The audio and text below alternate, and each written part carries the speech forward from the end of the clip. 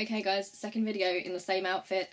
This is a more chatty, less political video, sort of a vlog, sort of making this video because I am home alone and you know me, I don't deal very well with being on my own because of like panic attacks and anxiety, and it's always best if I distract myself by doing something like this, hence the video. So I've been thinking I'm going to be 23 next month. At the end of April, my birthday is just towards the end of April. I'm a Taurian, by the way. A lot of people ask my star sign, and I don't know if I fit being a Taurian or not. I feel like I'm pretty into the whole star sign thing, actually. I feel like I could have made a good Aries. I do feel like that, and I think I was expected to be born in the Aries bracket, but I came a bit late, so I was a Taurus instead. But Taurians are stubborn, they like their creature comforts, they are hard-working and lazy at the same time, very much like me, ambitious, they like sensual things and aesthetic things, so, you know, I think I fit the old bull pretty well. Anyway, that's by the by, said the by, eh? Yeah, but I'm gonna be 23 towards the end of April, and that's weird to me because I'm thrilled, don't get me wrong, I'm thrilled because, you know, I've gone through some times in my life where I didn't think I'd make it. But yeah, I'm coming up for 23. It's scary because this is the age where you sort of think, oh god, like you're looking around at other people your own age and you're thinking, you're sort of comparing yourself, which you should never ever do. I try and stop myself from doing this, by the way, but I don't think you can help it. I think you're always going to compare yourself because, you know, I've got some friends who have had kids already and they're doing a brilliant job, by the way. I don't know how they're managing it because if I think about me with a kid at this age, I really don't think I'm mature enough for that yet. So I think it's phenomenal what they're doing. So much respect to them. I've got some friends who have graduated from university. I've got some people who are doing further studies. Some people who, like me, dropped out of university and are in jobs now. I've got some people who I know who are studying, like I am, who are studying from home. There's a mixed bag. But I think it's scary in this generation. I was reading the other day something online about how society's changed, how the money situation has changed, and how the lives of people from our generation are quite different to the ones that came before us. And how, like, do you ever get asked a question, like, about something big and grown up, like getting a place or having a car or something like that? And that's not something that, where I live anyway, and people of my sort of means, like, that's not something we're really thinking about right now. It's not something which is realistic. I mean, I don't think any of my friends, well, okay, there's a couple, but most of my friends still live with their parents, and that's perfectly normal because, you know, how do you get the money to get your own place and move out? That's not something which is particularly realistic for my age range at the moment. So that's weird. I feel like when we were growing up, we had all these hopes and dreams and thinking, oh, I'll be doing this and I'll be doing that. But in a way, for me, for someone like me, it's kind of perversely satisfying because of my mental health stuff, I feel a little bit behind anyway. So the fact that everyone else my age has also got this massive hurdle in front of them kind of makes me feel a bit better. Because it's sort of like, well, they don't have the money for houses anyway. So, you know, even if I was well, we'd all be in the same boat anyway. Oh, I'm not just saying this to be greedy or whatever. I have had quite a few messages recently from people saying about how it's my birthday coming up and if they wanted to send me a card or something, like how would they go about doing that. I do have a PO box, so if you wanted to send me a birthday card, no pressure by the way, but thanks a lot if you want to. That's so nice as well. I've had loads of messages like that and I'm thinking how amazingly sweet that, like, you remembered my birthday was coming up before I remembered my birthday was coming up. Here is my PO box, friends. I'll put it on the screen here, and I don't collect it very often, but I will collect it around about after my birthday so I don't miss anything. About the PO box, if you're someone who has sent me something through the PO box and you haven't had something back yet, I've got a big batch of letters which I've written back to those people which I need to get down to the post office and send off. So I think I'm up to date with them in terms of writing them, but if you haven't got it yet, they're about to be sent off in this next week, so you should get your response soon. I do write a little letter to say thank you to anyone who sent me something.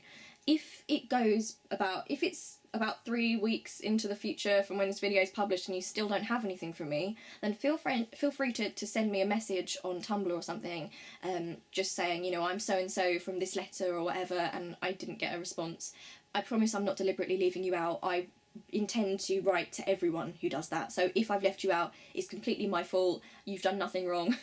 And I will get a response to you. So don't worry about that. So yeah, birthday.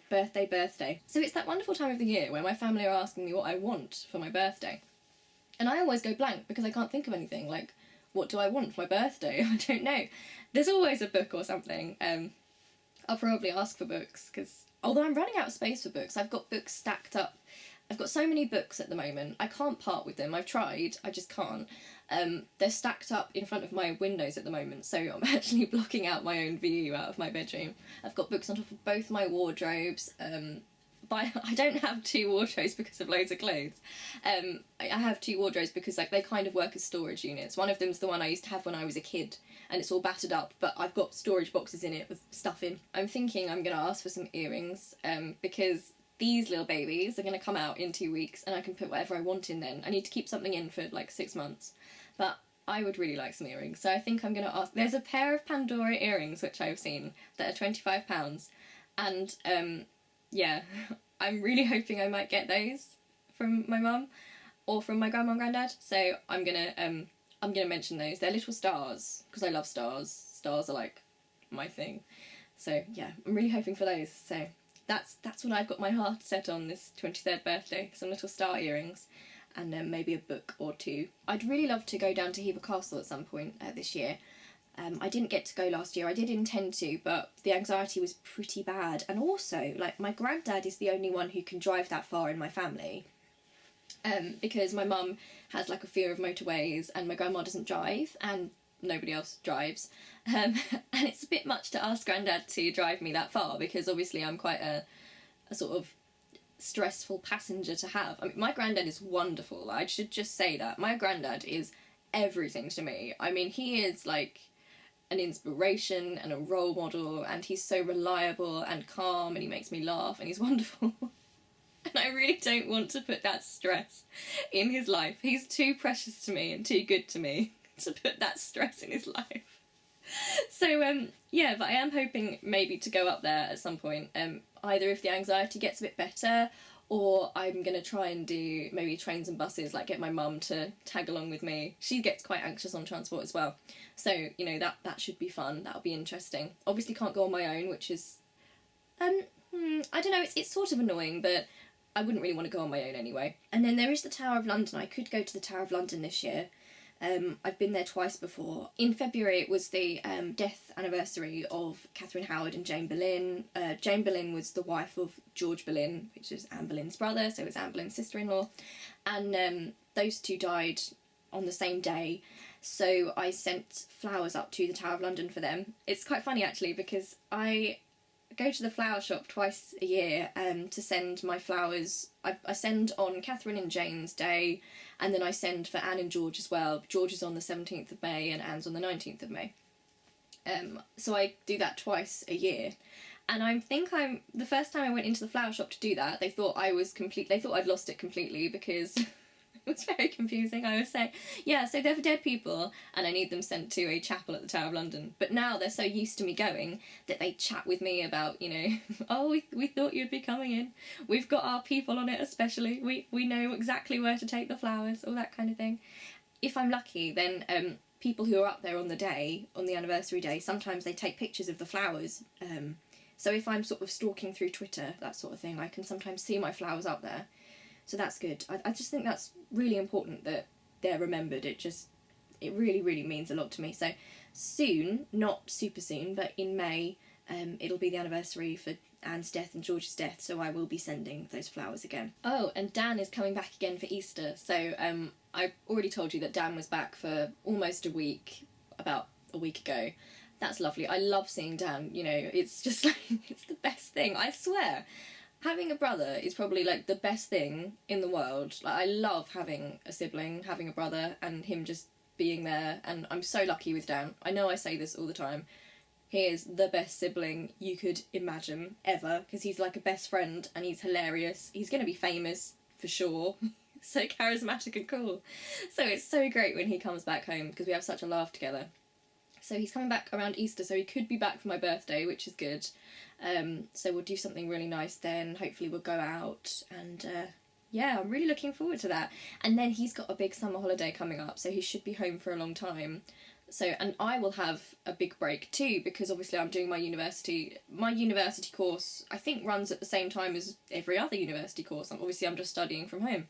So we should have quite a long time to, yeah, be fun. It'll be really great. I intend to socialise more and just keep going with recovery, and I really, really feel like I'm doing well with my recovery, because I just feel like I'm enjoying life more, actually. I still get huge ups and huge downs.